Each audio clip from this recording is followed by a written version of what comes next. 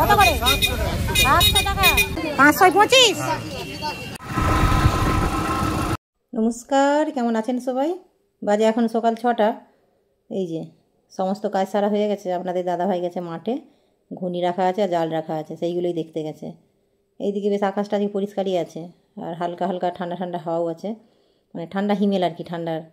আর ঘুনি দেখে আসলে এদিকে হচ্ছে যে চাটা বসাবো, তারপরে স্নান করে পুজো করে বেরোবো একটু আজকে হাটে দুজনে মিলে।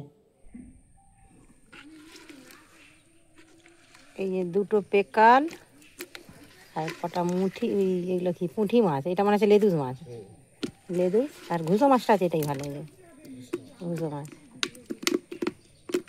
এই ঘুষো মাছগুলোই মেন ভালো, ঘুনির মাছ। আর দুটো পড়লে মোটামুটি হতো, অল্প করে পড়েছে। এরকম যদি দিনে 2-3 বার দেখে।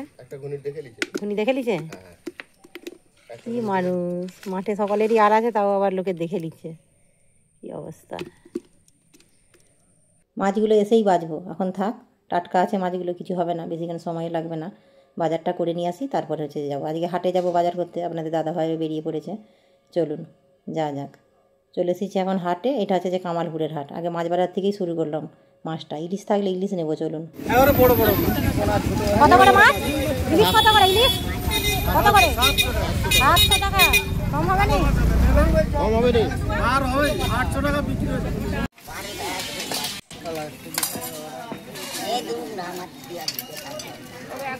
অনেক মাছই আছে, কিছুটা কুঁচো চিংড়ি নিয়ে নিয়েছি আর ইলিশ নিয়ে নিয়েছি। এইটা আছে যে কামালপুরের হাট। কামালপুরের হাট কেন? এটা সপ্তাহে 3 দিন হয়, 2 দিন হয় সপ্তাহে, সেই জন্যই। আর এই হাটারে তাজা তাজা সবজিও পাওয়া যায় এই হাটে, তাজা তাজা একদম সবজি চাষি বাড়ি। এই যে পুঁই শাকটা এত সুন্দর লাগছে, পুঁই শাকটাও নিয়ে নিই। আর এইদিকে রয়েছে তাজা তাজা সবজি, ঝিঙে। লাল শাকটা নেবো, লাল শাকটা তো বাচ্চাদের ভীষণ পছন্দ।